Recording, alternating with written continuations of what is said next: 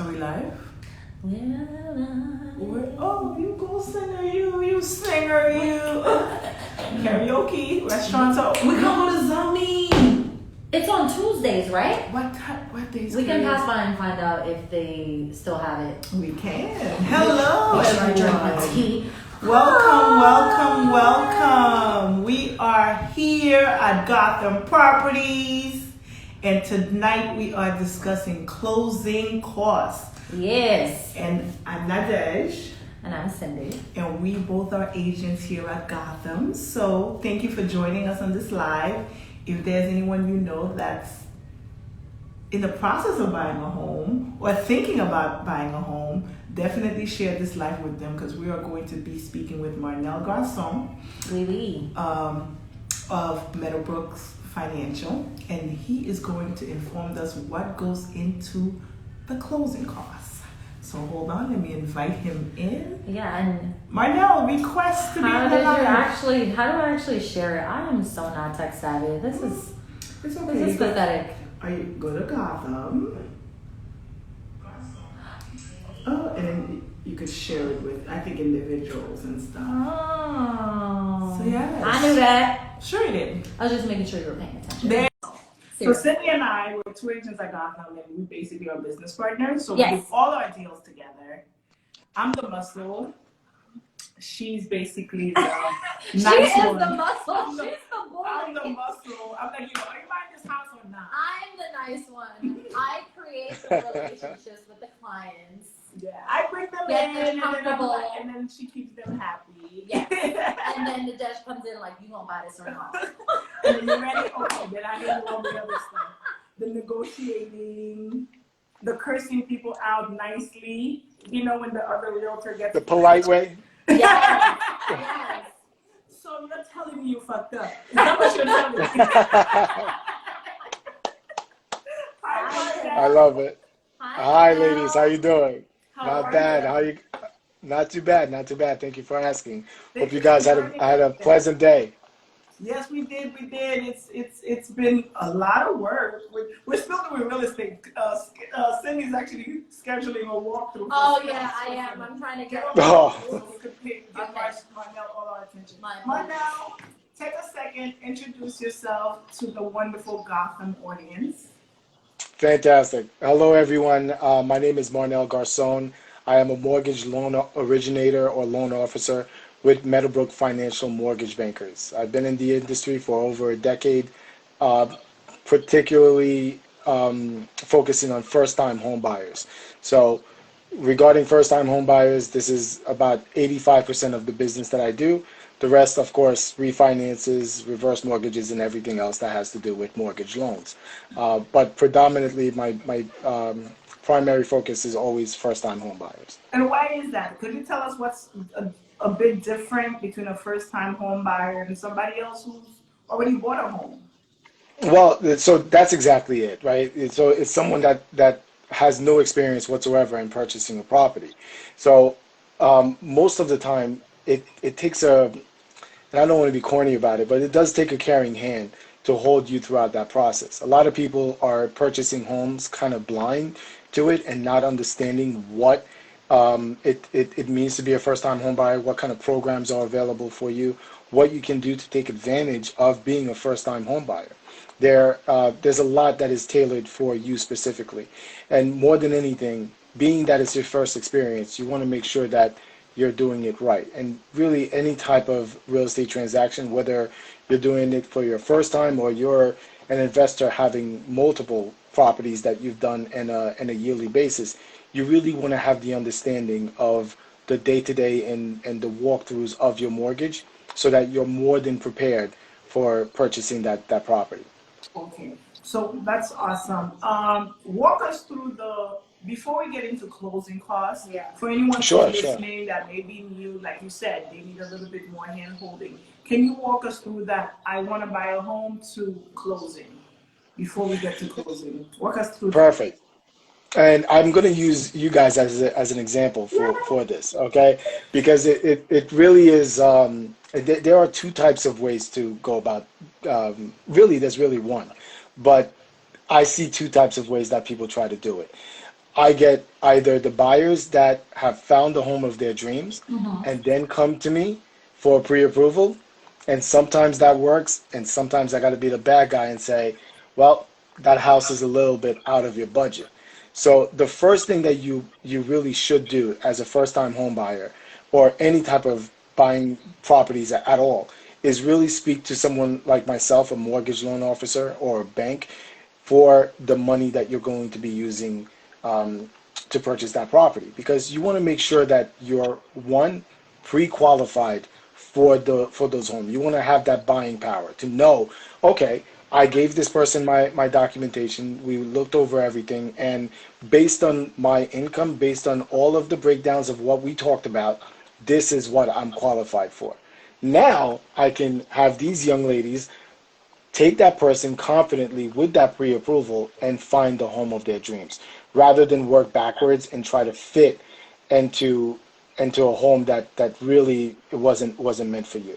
And often it ends up being a very bad story. Like you don't want to have to do that, because it could very well be that house is just not meant for you.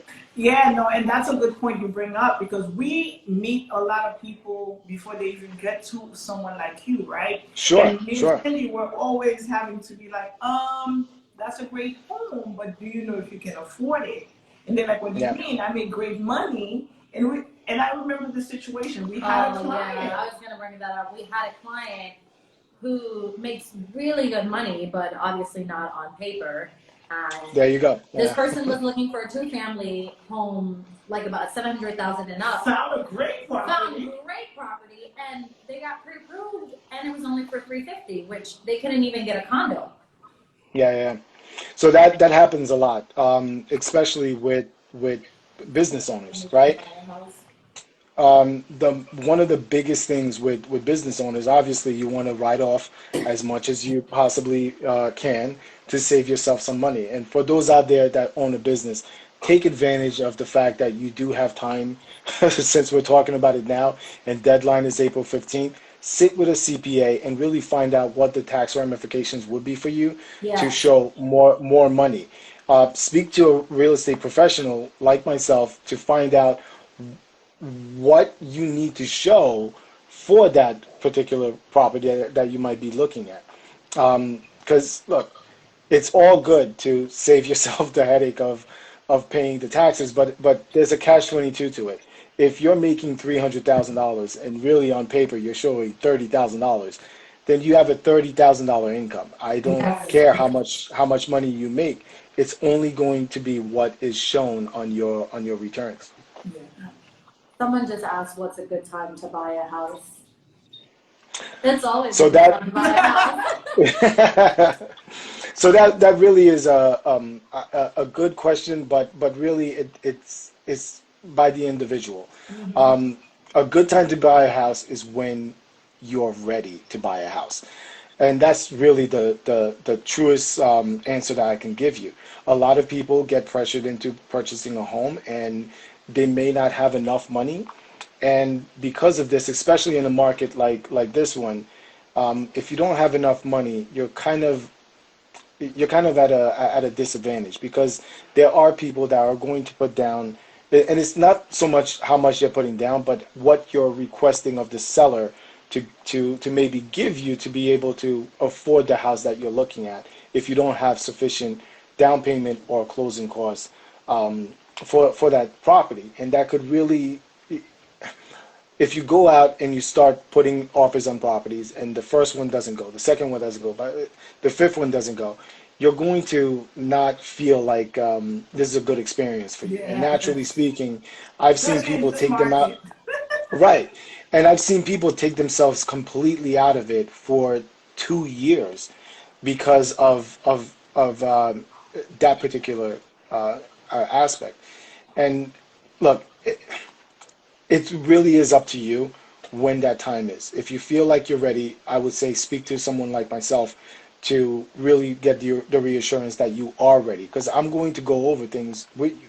There's a lot of people that I talk to, they have the money, but maybe the credit's not there yet, or they have the credit and the income, but the money's missing, or they have everything, but they're not sure where they want to be. You know, all of those things kind of matter. And life changes, things happen. And if 2020 taught us anything, is you have to be kind of prepared for some of these big life changes that you're about to embark on. Absolutely. And this is why this is such a great opportunity now to buy a house, to the extent that everything aligns, right? Because the interest rate is super low. Yes. So listen, I mean, right now in the market, I would say that if you're looking to purchase a home and you are ready, there really has been no better time. And look, it sounds like a broken record because you hear it all the time, but it actually is very, very true. Right now, the rates are low, and what that means for you is maybe I'll give you an example. So someone that came to me a year ago to qualify, the rates were a little bit higher than where she is at now. Yeah. Now, just simply based on the fact that the rates are lower, they're able to qualify for a higher price home because of that lower rate. So all of those things come into play. So and obviously, the lower the rate, the lower the payment for you. So that same price house last year would actually be cheaper too, right? If that person decided to buy that same $800,000 house last year versus $800,000 this year, they're paying a few $100s less.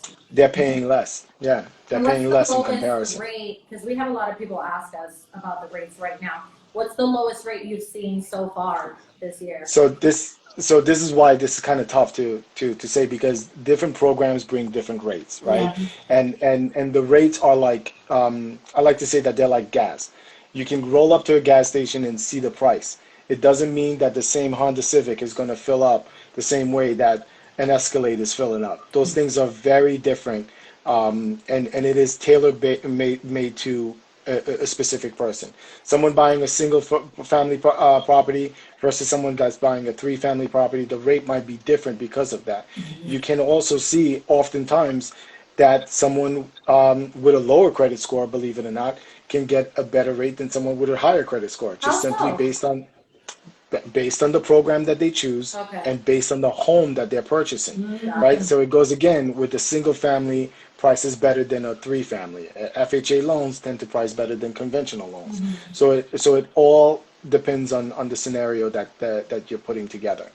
But to answer your question, the lowest rate that I've closed so far in the last year was 2.125 on a 15-year. Oh, well, that was a 15-year. That was a 15-year mortgage. And on a 30-year mortgage, it was if I'm not mistaken, it was as low as 2.5, I believe. I almost want to say 2.375, but I'm pretty sure it was 2.5% on a 30-year. Wow. So yeah, and again, refinance, right? And let's say I had like 5, I'd be half my mortgage. Yeah, you'd be about, depending on where you are in terms of your mortgage balance, what you're doing as well. Yeah, a lower rate can absolutely help you out. For the majority of the people out there, credit card debt is a big thing. So when it comes to refinancing, I get a lot of calls regarding consolidation of debt. Yeah. The credit card companies these days are have to be very transparent in terms of what it actually is. It's a loan. There's no way around it. Yes, it's a credit card, but it's a loan. And now they have to physically put on the piece of paper what that loan looks like for you if you pay the minimum monthly payment. So if you open up a credit card statement and it says you only need to pay $20 a month and you owe $10,000 on it, great. But that $20 a month is really going to be a 36-year loan if you continuously pay it. You know what I mean? So for a lot of people, they kind of look at it like, all right, well, I'm able to consolidate my credit cards, get rid of the debt, and get myself into a lower payment for it. So imagine average credit card rate is in the 10s to 15% on a decent credit card, right? Upwards, right, upwards of 30 some odd percent on other non-favorable credit cards. So now, just looking at it, you're getting rid of that debt, and if you can put yourself in a position where you're better off by paying off that debt, think about where you can put the money that you would be spending, towards that, bringing down that credit card. Yeah, awesome. Maggie, we're going to get to you because we're getting to the closing table. So the buyer comes to you, you get them pre-approved, they come to us, we find them a great place, a house, a condo, a co-op. Right. Of course, the process happens, we put the offer, lawyers, contract. Where do you get involved again? So once an offer has been accepted and contracts start, I typically get the information right away, right? So I would have already collected documents from the client, already gotten updated documents since you've already found a home. That way, as soon as I get contracts, we start the process right away. Yeah. So once I have contracts, I send out an application to you. The application gets signed. And then the loan process begins. And that's the one that's the official, right? Because before it was that's just when it's qualification. Right. And that's when they'll know what their exact mortgage amount will be per month? Well, no, I go over that prior with them. So what I personally do, especially when I'm pre-approving someone, is really go over their budget. Where do they feel like they're going to be most comfortable in terms of a monthly payment? Yeah. And based on the properties that they're looking at, if you guys come back to me and say, oh, we found a great property, fantastic, where is it? What are the taxes? And I can look up, based on the area, what the average homeowner's insurance is. At that point, I can give the borrower an estimate of what their monthly payment is going to be based on that specific property. I tend to want to do that on every single home that they're looking at so that they have a clear idea of what that payment looks like for that particular home. Because, they can go 15 minutes out and their taxes, depending on where they are, can change drastically. Yeah. So you could be looking at $6,000 on one tax and then, $12,000 if you're, over the river. So it just depends on what you're doing. And I always want them to not have that sticker shock of, oh, I just found the property, I fell in love with it. What are the monthly payments after getting into contract? Yeah. You kind of want to get together with that and not hope for the best at that point. You want to go over with the client what to expect in terms of their monthly payments so that they can make an educated decision based on that property. No, that makes sense. And then we have a lot of buyers that are like, Brooklyn is so expensive, or Queens, so they're heading to Long Island. But then when you put the taxes, they're paying the same annually anyway. Yeah. So the one benefit in terms of buying power on Long Island is maybe you have a obviously lesser purchase price, right? So the down payment might go further, the closing costs might be better, but again, you're sort of in the same scenario where the bills might end up being the same, because here in Brooklyn, you're looking at average 6,000, some odd dollars. I'm sorry, thousand per year in terms of the taxes in some areas of Long Island. Like I'm working on a family member's loan right now, and it's like $17,000, and for property tax. So yeah, those things matter, and you don't want to be shocked by the fact that you're expecting your taxes to be $500 because that's what we went over. But then you looked at Long Island because you found this house that you fell in love with, or a big backyard, so on and so forth. And then all of a sudden that $500 ends up being $1,300 a month. That's a big difference. That's a big difference. That's definitely a big Yeah. difference. So let's answer Maggie's question, and then we're gonna move into the talk of the night. What goes into your closing costs? Maggie's question is, how much does a person need for a down payment on a home? So minimum down payment necessary is 3.5% for an FHA loan. That is one of the most used first-time home buyer programs. And FHA is a little bit more lenient when it comes to the person's credit. So if your credit is below 700, somewhere around like the 680, 660 and under, you might want to look into an FHA loan because they're a little bit more forgiving when it comes to the credit scenario. And the same, in that same breath, they also are very forgiving when it comes to the debt to income ratio. Okay. So your debt to income ratio on an FHA, if you're trying to make a loan work, and maybe the income is a little bit light for the property that you're looking at, FHA actually gives you a little bit more room to fit that income versus, let's say, a conventional loan or a regular Fannie Mae product. Got it. Okay. So now, All right. a lot of people. Go ahead. I'm sorry, I forgot to answer the other part of it.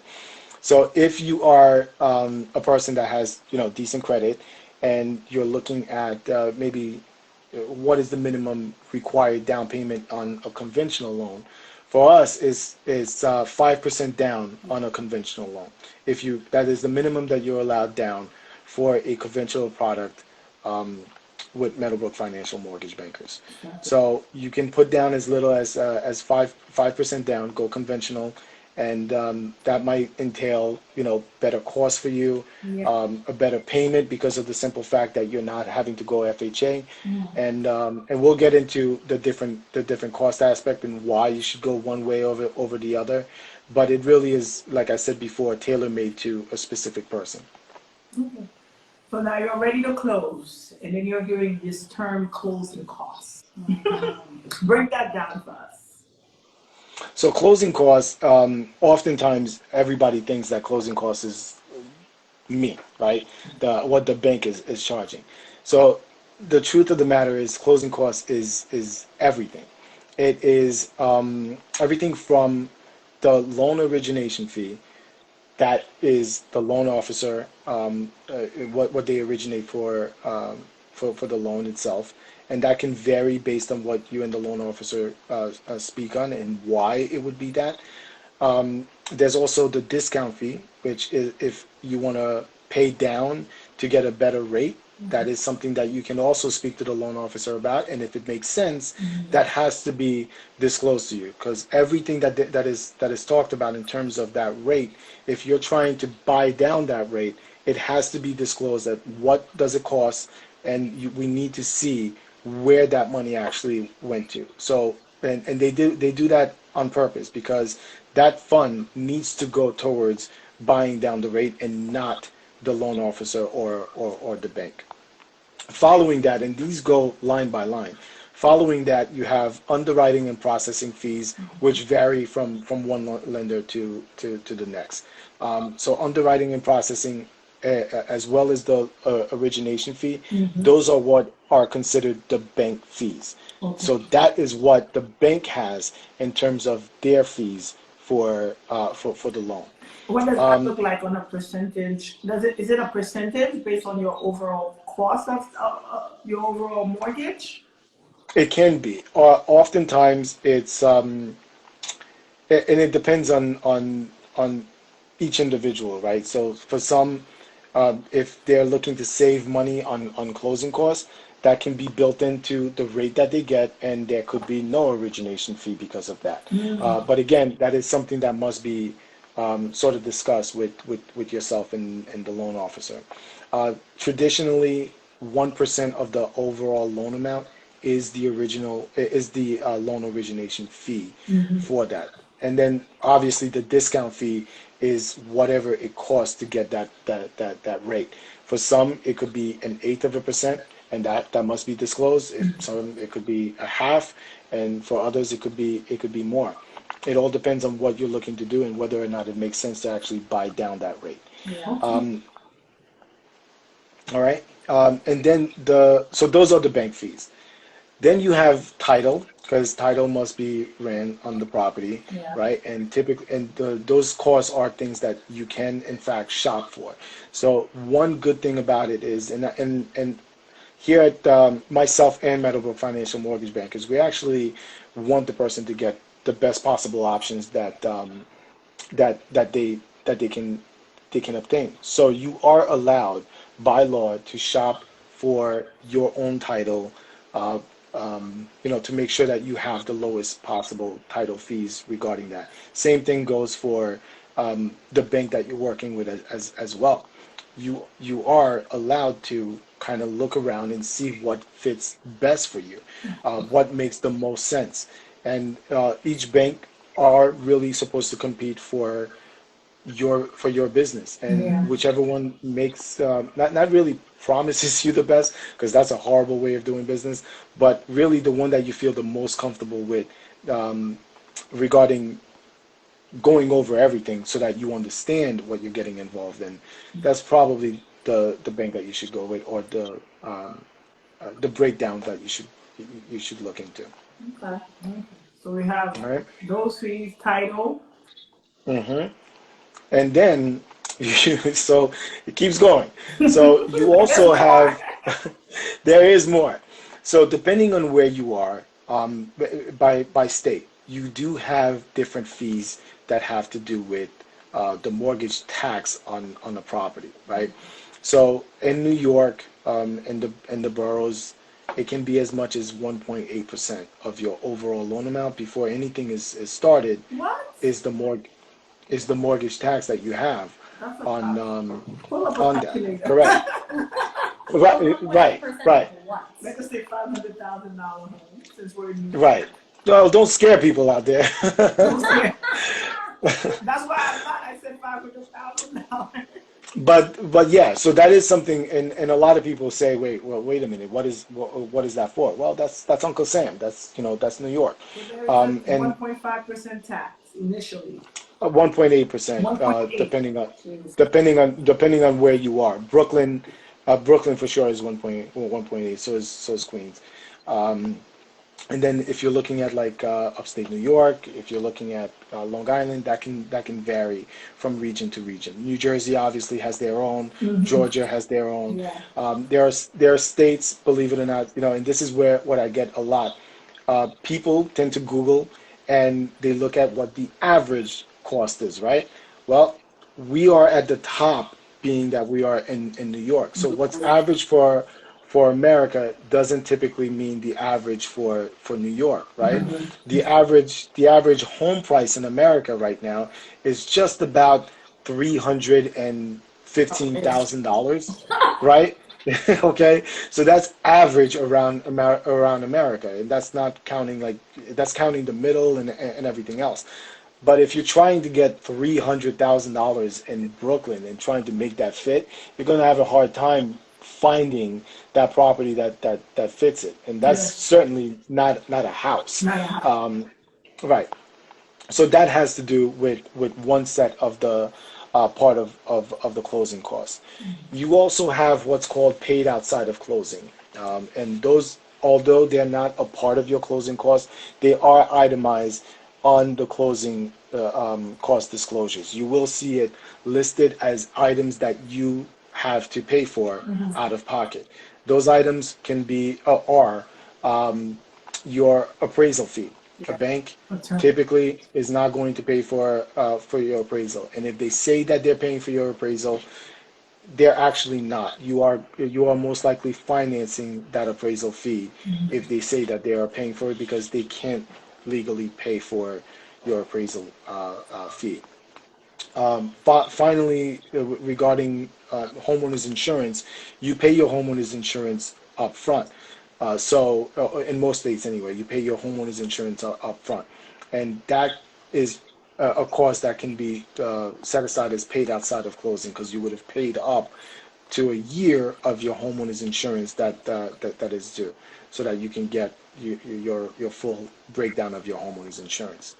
Wow. And so, talking about those two things, the other part of it is, if you whether or not you're formulating escrows, the taxes have to be picked up, and so and the homeowners insurance are a part of your escrows as well.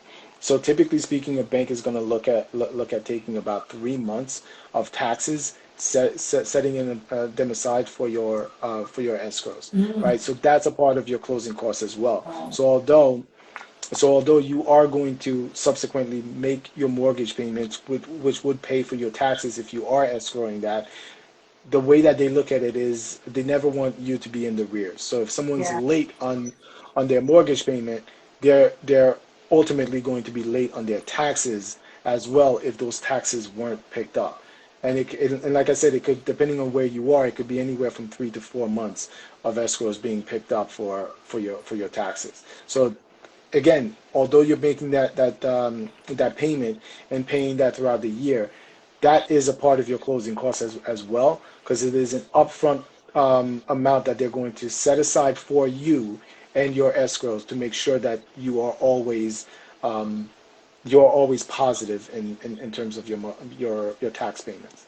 Would you say the closing cost typically ends up being more than your down payment?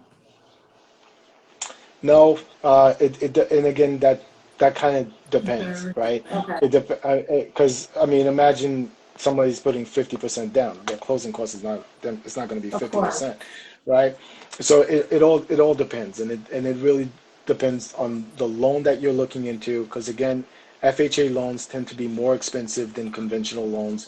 VA loans are significantly cheaper than anything that you have out there, and that's typically because you're a veteran. You served your country, and you should at least get some sort of a break for putting your life on the line for that. So typically speaking, the VA loans are much cheaper than what you would see on an FHA loan or a conventional loan. So can we use a real life example? Because I think people like to see numbers. Let's just say in New York, somebody's buying a $300,000 condo, or anybody. Could you give us a sense of 5% down, and what does those closing costs? What's a file that you already have? Yeah. Let me get that opened up for you guys. Oh, perfect. So Derek has a question. What's the average percent of closing costs in the tri-state? Okay, so that's actually a pretty good question, because the rule of thumb in our industry, especially if you're looking at the boroughs, it's very hard to be less than 5% overall of your loan amount. Got it. That is, when you break down everything, that's probably the best figure that I can say as a just in case number for you. You want to be, you obviously want to come in a little bit under those figures, but there are times when, again, depending on where you are, it could be higher than that because of what's being picked up. So you guys were mentioning the average, let's say 500,000. Well, what do you guys want to use in terms of a number? Yeah, I think 500,000. Let's say someone's getting a single family, right? Let's say $500,000. What's it looking like in regards to their down payment at 5% with a conventional loan? Okay. And then their closing costs. Okay, so if we're speaking conventional, like I said, we're looking at 5% down for that. You're going to be looking at $25,000 down for 5% of 500,000. Now, when it comes to the cost incorporated with that, the loan amount that you're formulating is $475,000 after that. So once you put down the money, what you are financing is the rest of the rest of it, which is $475,000. Yeah. So based on that $475,000, if we're using that 5% rule of thumb, you probably should be ready for about $23,750 or roundabout. I typically go a little bit higher than that, just so there's a buffer, and just round it out and say $25,000 roughly is what you're going to need in addition to your down payment for closing costs. Yeah. The best, I think, for me, the best advice I ever got when I was purchasing my place was from an old colleague of mine. His dad, he had a call with me, and he worked for a huge lender. And he said, do not purchase a property until you have 10% of what that property costs. So I know that's not always the case, but I think that was the best advice for me, and that's what I give to a lot of people. So if you're purchasing something for $300,000, ensure you have at least $30,000 saved. If you are purchasing something for $700,000, ensure you have at least $70,000. Like we said, it's not always the case. Sometimes rates are low. It could be 2.5%, but at least you know you're safe. Yeah, so I think the biggest thing regarding what you just mentioned is really being prepared for the home that you're purchasing, right? It's not just okay, great, I bought a house. You typically get a month off and then mortgage payments start. And within that month, let's be honest, you're moving, there are moving expenses and everything else. So if you're wiping out your bank account and then coming into a property, for some people that could be a little scary, because the mortgage is due almost right away after that month. So you do want to have some sort of preparedness, some sort of reserves, and especially if you're looking into a single family residence or anything like that, you actually do want to have money set aside for your moving expenses, for your first payment for sure. You know, I typically want to see that you have money left over when you close, so that not only I'm comfortable with what we just purchased, but the bank also needs to feel comfortable that you're not going to default within the first few months of your mortgage, because you know you don't have the funds to have. And I'll use this one example. This young lady came to me last year, actually, closed on March. I want to say the first week of March. Let's just say. Bought a house in New Jersey. I think it was like just under $500,000. Taxes are high. Everything's whatever. But she essentially had just enough in terms of what she needed to close. I had a conversation with her because she provided income documentations, and one of the income documentations she provided was her 403B, right? And it's a retirement account for her job. And seeing what she had in the account, there were certain penalties that if she took out X amount of money, she would have. We had a discussion about pulling out at least some funds so that she has a security blanket for the next coming months. She took the advice, pulled out the money, set aside about $15,000 as just in case money, right? Fast forward, she closed, she's happy, everything's great. COVID happens, right? Right away. Now, she's a healthcare worker, fantastic. However, her husband was not a healthcare worker and was furloughed. Wow. That furlough continued, and unfortunately, he was let go. Now, again, they're qualified based on both of their incomes, right? That one main income that they had is now gone. Yeah. So that person, to no fault of their own, and yes, they had the moratoriums and all that, but to no fault of their own, they could have easily put themselves in a situation where they would have lost the house had they not had the proper funds set aside to kind of give them that buffer. And look, through sheer will, they worked through it. She picked up another gig and was able to do that. But it gave her time to be able to set herself up. Yeah. And listen, it's one of the toughest things, especially with COVID right now. I have these conversations almost every day with people regarding just being ready and what they think is ready to purchase a property. For some, they want to see a lot more in their bank account than is necessary, and for others, they just want to see what works. And you know, it could be $12,000, it could be less, right? And they're trying to make it work to purchase a home. And look, I say this, and it's just preparedness. So if it's $12,000 that you're working with or less, and you're looking for, you know, a $300,000 property, and it's just enough for the down payment, and you don't have closing costs, we do have to talk about how we're going to then structure that loan, because there are programs out there to have the closing costs taken care of, or where you can finance the closing costs.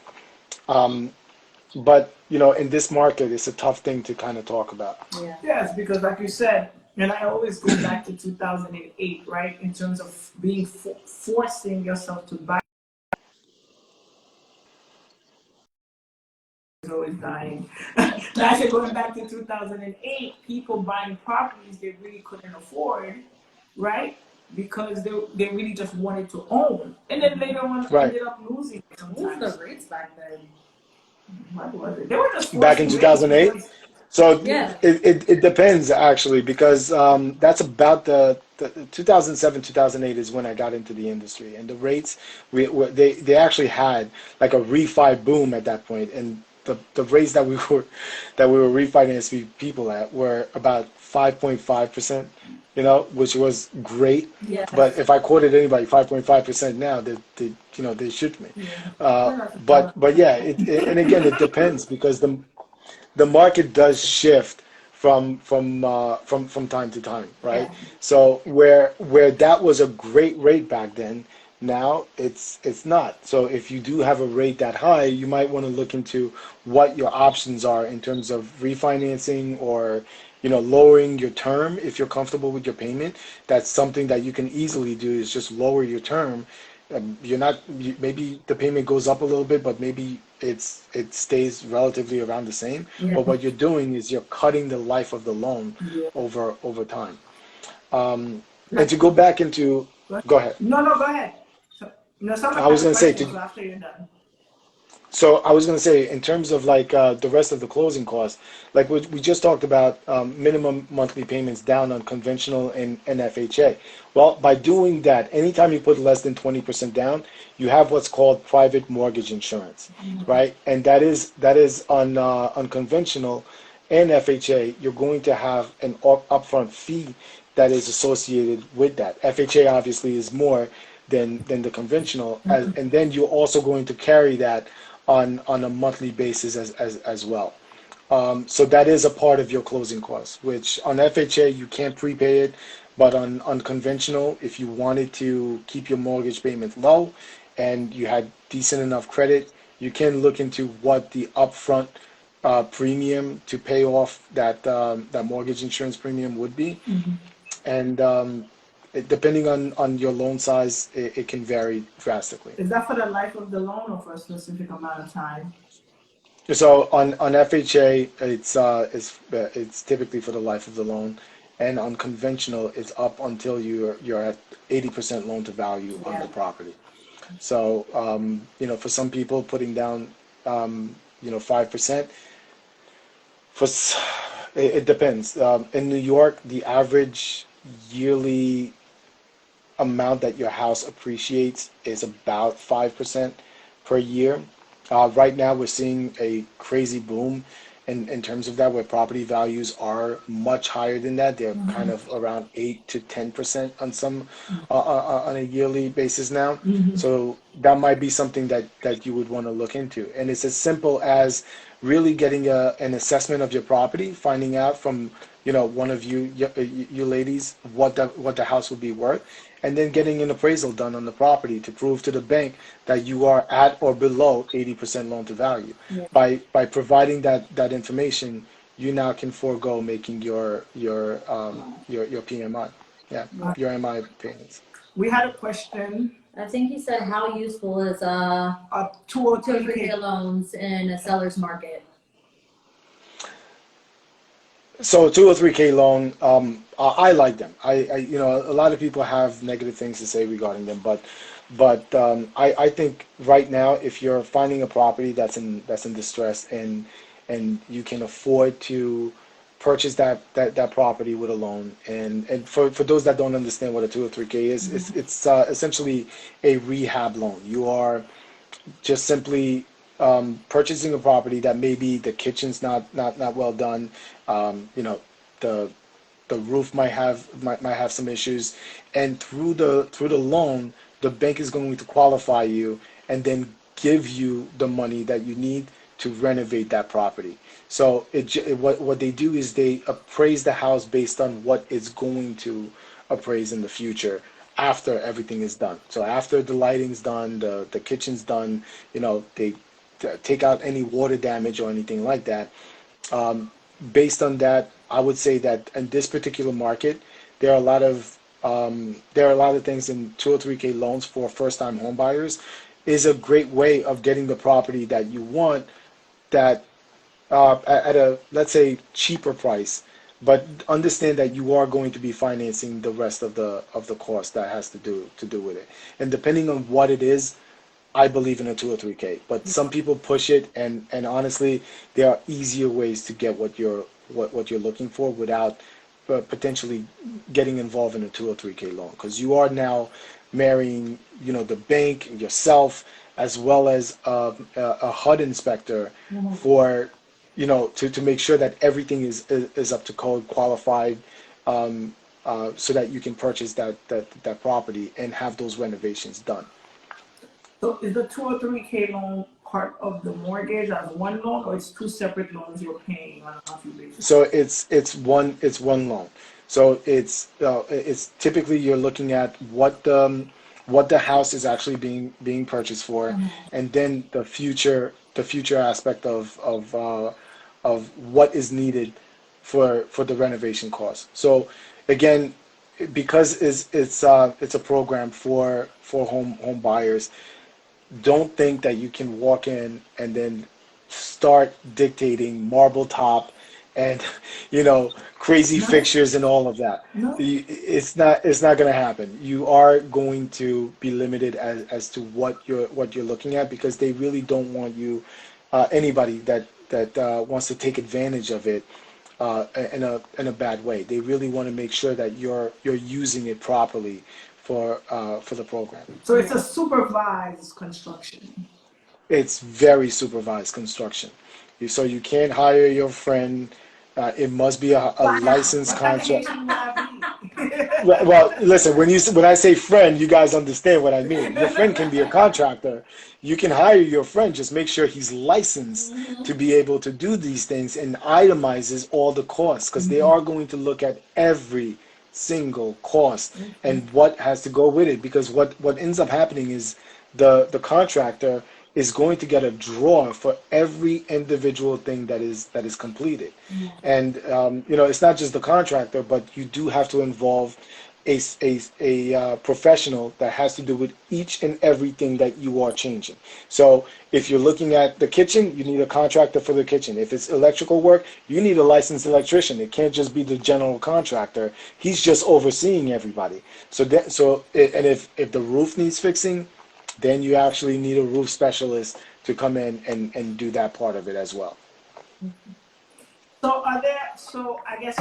that means that with the 203K loan at closing, you basically would have money to do that construction. Correct. They will give you that money, and then that the rest of the funds are done on a draw, where each individual person and each item can't be completed all together. It's piece by piece. So the kitchen is first, great, the kitchen's first. The outside is next, the outside is next. The chimney needs done, the chimney needs done. And each one is being checked off and reviewed depending on how much money is given for the 203K. Typically speaking, to cut yourself with the headache, $35,000 is really the budget, I would say, where you don't have to involve a HUD inspector and everybody else that will be overseeing that. Right? But so another thing regarding that, I'm sorry, but another thing is, look, for some people, when I explain it to them, the light bulb comes on, right? If you have decent credit and the cost is really not anything crazy, then you should really just be looking into negotiating, purchasing the property as is. Because look, so long as it's a livable thing, we will close on the loan. So long as the house is livable, like it can't have anything crazy going on inside.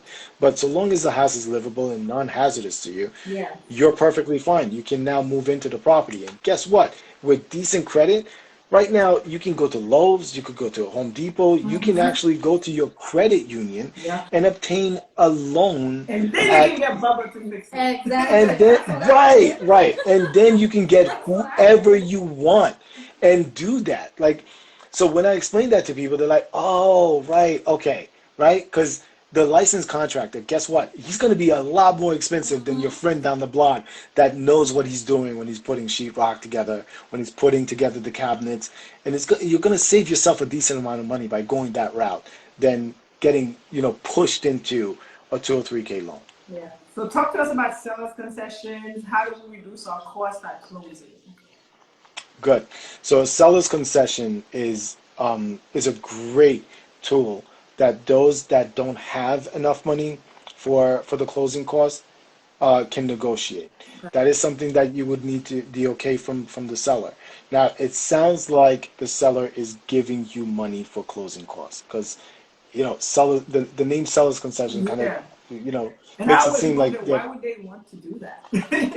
right.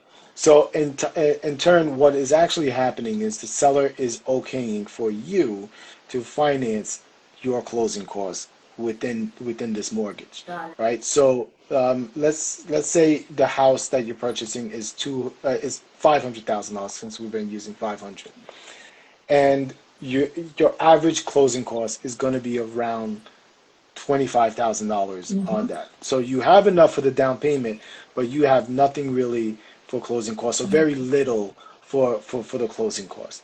The seller is allowed to give you up to 6% seller's concession on an FHA loan, to cover your closing costs.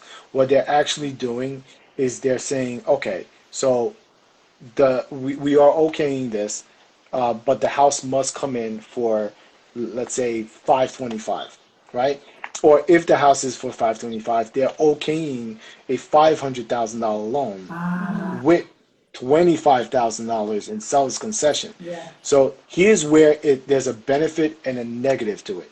The benefit is if the house appraises, fantastic. So and it is really, and this market, typically speaking, they've been appraising, so we've gotten lucky with that.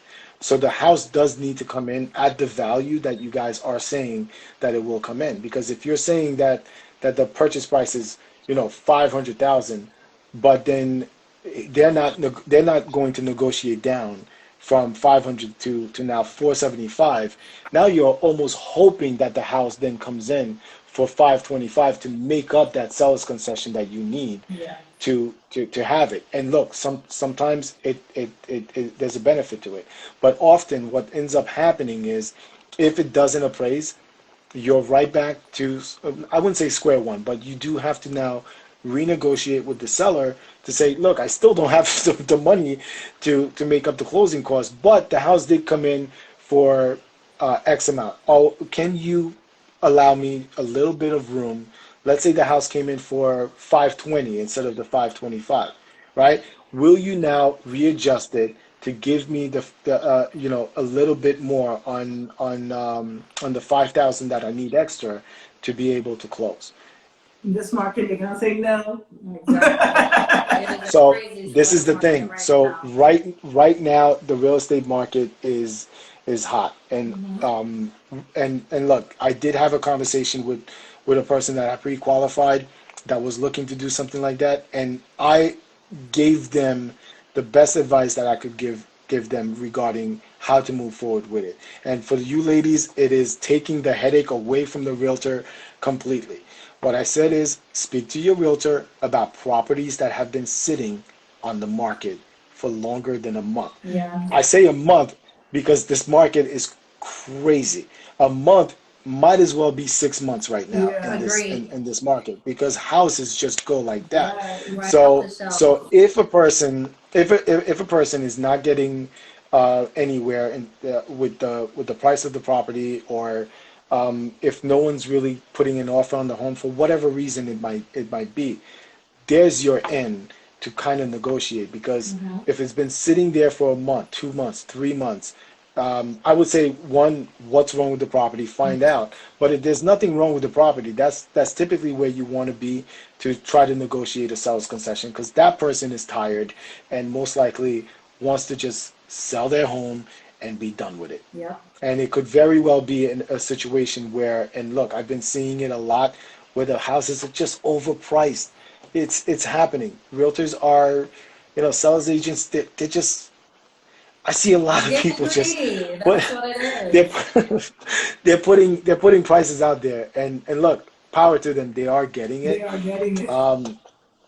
But again, it's what the market dictates. So if it's out there, great, but that might be the buying power that you might be looking for in terms of a sales concession, to try your hardest to fit in a property like that. Yeah. So seller's concession in two cases: either the seller is willing to lower the price based on if it's appraised at exactly what they put it on the market for, or if the price Right. is higher, they're willing to give you that difference. Correct. They are willing to give you that difference. And again, it's kind of just saying that, oh, all right, well, the house, if the house is listed at 500 and you offer up, 525 with $25,000 concession. Again, I wouldn't say it's gambling, but you are kind of hoping that the house does come in at value. Yeah, And exactly. in this particular market, we've gotten lucky with the ones that I've been able to do this year. We have gotten lucky with the fact that they are coming in at value. But again, it's specific to this market that we're in right now. It's not something that is typical that would naturally happen. Most of the time, you're negotiating and saying, okay, the house is 500,000. I want to offer 475,000 with $20,000 seller's concession, right? So the offer is there. The house should appraise, since it was listed at 500,000. It should appraise for at least that much, right? If the listing agent did their job and did it correctly, and there you are having the enough money for your closing costs. Awesome. Guys, for those of you that just came into the room, my name is Nadege. This is Cindy. We're agents at Gotham Properties here in Brooklyn, and we are speaking to Mr. Marnell Garçon of Meadowbrook Financial. I love the way you say my name. The correct way. I just have a little thing on the scene. Oh my God, I get Garcon. It's a sedan. You don't even know the name of it. It's a sedan. Let me be great. I studied French for 6 years. Let me be great for like 2 seconds. They don't know. Yeah.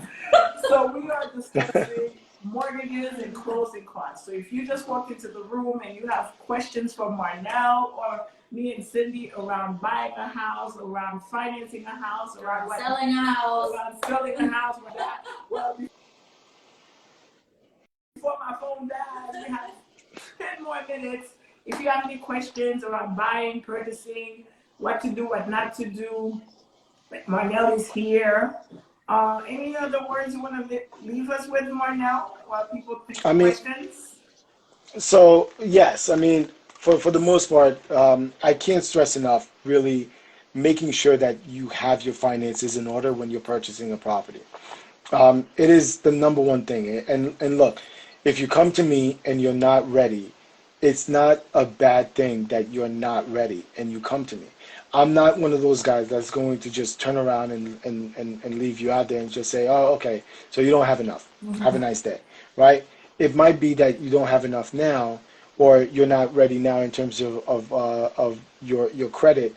And there are so many success stories that I can share regarding those things where someone comes and just simply by having the knowledge to pay down something, their credit all of a sudden is much better than what it once was. Yeah. There's a young lady that I've been working with for almost a year, right, to get her finances in order to purchase a property. I am happy to say I have finally written her a pre-approval, and that's based on but she unfortunately had a divorce that was costly for her. And without putting all her business out there, but it was not the best situation, and a lot of money went on the other side. So there goes her down payment. So she had to rebuild, and while rebuilding, being a single lady, she leaned very heavily on her credit cards. Guess what happened? Credit utilization goes up, credit score goes down. So this is one of the discussions that we had while she was building. I said, look, the rates are low. I don't anticipate them really going to a place where it's going to get unaffordable for you. Why don't we take this time and just rebuild to just rebuild yourself? She took a second gig. She saved up the money that she lost because of the divorce. She paid off credit card debt. I was able to put her in touch with a credit repair person that was able to take off latenesses off of her credit, because unfortunately she went late. But during COVID, a lot of these credit repair people have been taking advantage of that in the fact that some of these creditors don't have the correct information, or don't have proof of what they think is the correct information. So those latenesses are gone, and naturally her credit score went up. And now because of that, she's able to purchase a home, or be out there with buying power to purchase a property. But oftentimes people take that no and kind of just fall into themselves and then say, you know what, all right, so I'm not ready now, let me look in like 5 years, or let me look in 2 years, or whatever it might be. Having that one-on-one conversation opens up the floodgates. And oftentimes I get the other side. I think I'm not ready. Yes. And then I look at the front. I have this young woman. She's in Long Island. She makes about, like, I would say about $85,000 to $90,000 a year, and she has about like $65,000 saved. Good income engineer, and she's like, very good. I need to save about $150,000. I can tell you. So I can tell you why, because a lot of people get into the talk about the 20% down, right? They look at it, and most of their friends are telling them 20% down. Because look, once upon a time, maybe that's what you needed, but once upon a time, houses on Long Island were $120,000. Not anymore, right? So, so again, it's different, and by waiting for $40,000, you might look at what the home prices are, right? So you waited to put down more money, and what's happening? The home prices are going up. So why not buy now while you have the money? So you're losing on equity, you're spending more money later. You're spending more money later. Because again, most of them look at it like, okay, I want my payments without PMI. I want to have the lowest monthly payment. But again, there are things that are going to work against you if you keep waiting. There's like a formula that we also look at as loan officers for those that do wait.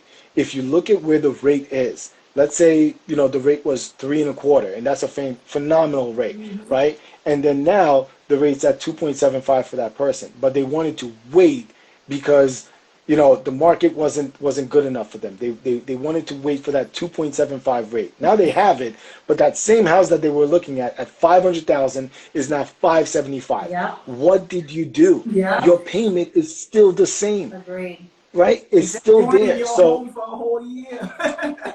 so I love having that discussion with people because, you know, once they see it, they get it. Once they see, oh wow, yeah, no, this is kind of silly. Why am I waiting to purchase this home?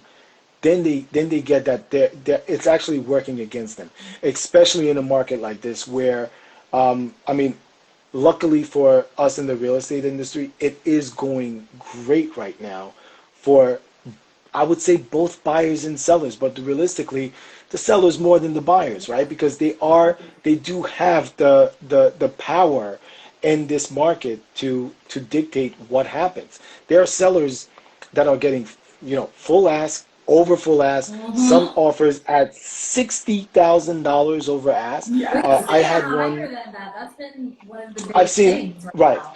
I've seen one where, and I had to have a discussion with the seller's agent as well, and thankfully she was realistic. She says, you know, this guy wants to take this offer on this property, and this guy's is saying, you know, $105,000 over asking price, right, to be the top dog. What ends up happening there is again, the house has to appraise for what we're talking about. Yes. And if it does not appraise for over the $105,000 that you're looking at, you're not getting it. You now have to come up with $105,000 of your own money to get down to that loan to value that we're looking at, because you can't be over the amount. But you give me you know what I mean? Yeah, that could be a good tactic to get the home. You put it above asking. Yeah, but I'm glad you said that. I'm glad you said that because that's exactly what the seller's agent, when I typically speaking, if I'm having a discussion with the seller's agent, it really is for the betterment of my client.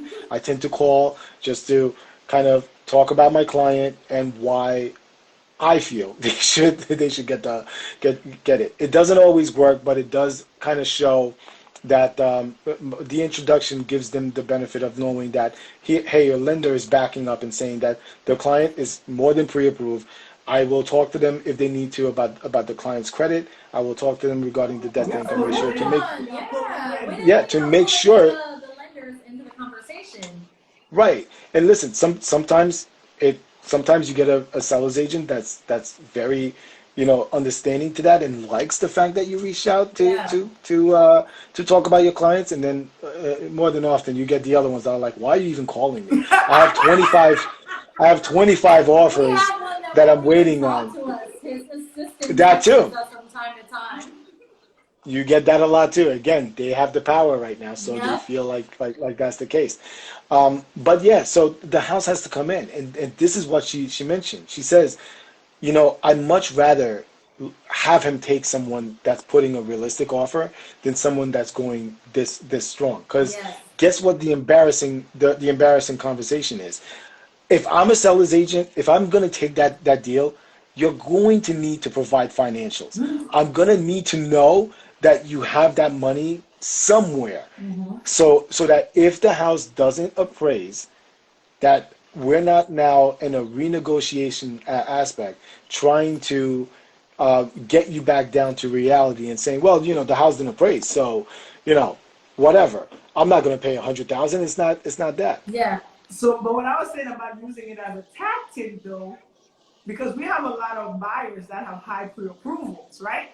So they may be they may have $1 million pre-approval, but they're looking at an $800,000 home. So now that seller's agent may think like, okay, they do have the pre-approval, so we put a $60,000, $70,000 above asking, $100,000, $150,000, just so they can look at us first, just so they approve it. But if it doesn't appraise now, most likely the seller's gonna have to come down, right?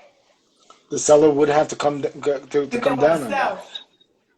Right. So most of the time what you have in your favor there is, and again, it's not typically going to work in this particular market, because guess what's going to happen? I'm just going to pull that deal and put my house back on the market. Boo-hoo, I lost 2 weeks because the appraisal came in, and now I put the house back on the market. And at the minute I put it back up, I'm probably going to get an offer that's more realistic than that person, right? So you really just wasted 2 weeks of that person's time, and that's about it. For some, it does. Go ahead. Go ahead. No, I'm seeing the question too. If house doesn't appraise, will the owner have to reduce price? And if buyer cannot satisfy that $105K over asking offer, can they lose their down payment? It all depends on how the contract is written up. Right. Or contingencies are. Yeah. So it depends on what the contingencies are, and typically speaking, if the house doesn't appraise and we as a lender are getting it based on or approving the loan based on the appraised value of the property, guess what? You're not going to get to meet that contingency, a commitment. So typically speaking, after a commitment is where things are really binding at that point. And there's an on or about date and for the contract, and based on that, a portion of your, if you're going beyond that point and then it doesn't work out or you pull out of the deal, you can lose a portion of your down payment. But a good attorney, a good real estate attorney would most likely make sure that in the contract it has to do with you pulling out of the deal, that you would lose your down payment, and really not the lender denying you for a mortgage that you really shouldn't have been involved with to begin with. So there are ways to protect yourself there, and that is a conversation to have up front with your attorney to make sure that you are well protected when you're purchasing. We got one more question. How long is an appraisal good for, and how easy it is to get a second appraisal if you're not satisfied with the initial one? So, good question. Very good question. Thanks, 6 months is typical. 6 months is typical in the market for an appraisal, and it really depends on what kind of appraisal that you've done on the property, whether or not you can utilize it and get a second appraisal. right? So it also needs to be okay. And most of the time, they're, especially now, they're going to be a little bit conservative in terms of what they accept.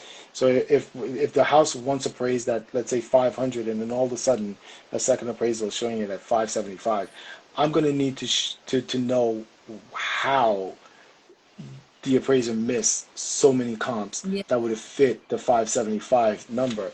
And so those are the questions that the bank is going to ask to satisfy that. Because again, the worst thing that you can do, especially in a market like this, that does seem to be a little bit inflated, is overinflate a property for a client. Right? This is what got us in hot water back in 2008 to begin with, where people are purchasing homes that, depreciated in value rather than appreciated in value. Now I don't foresee that being the case of this market, but nevertheless, you want to know that you're purchasing the property at the correct price. If it is 500,000, you don't want to be saying that your house is 575, because guess what? If it is 500, guess who's stuck with a house that's not 575? But what if it was really just a crappy appraisal for real? Like they used it does happen. They used a bad comp that really wasn't comparable to your own home. So this is one of the best things regarding that. So I'm working on a loan now that is coming from I'd say a major competitor, right? They did not do an actual appraisal on the property. This is for a purchase, right? And a purchase in this particular market. So what they ended up doing is what's kind of called a drive-by appraisal. It's they kind of take the comps based on the surrounding area that they think it is. And again, this is an out-of-state person that was able to do this. And by doing it that way, they missed everything that was selling in the area or has sold in the area, right? So now that particular house came in significantly undervalued than what it should have been.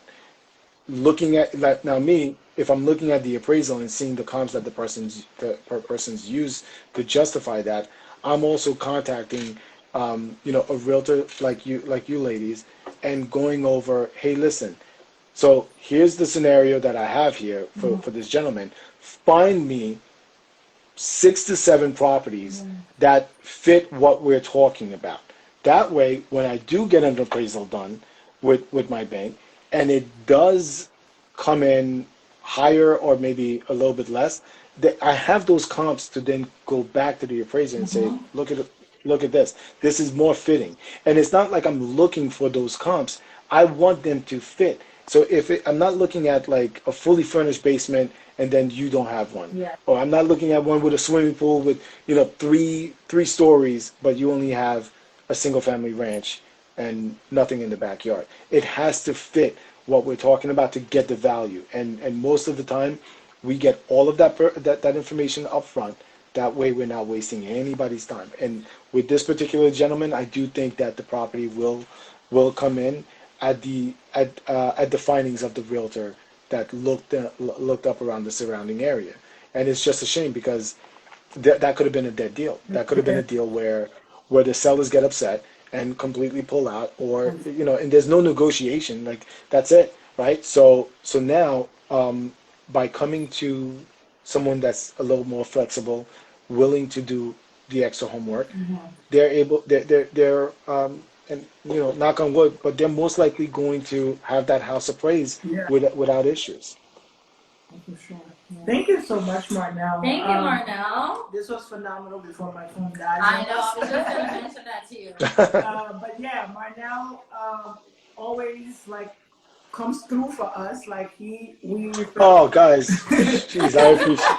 That's so nice. For this. It's not like but no, it's really good because what I love about working with you and all the lenders we work with, I have to say, because they give that hand holding, because like you said, a first time home buyer needs that, right?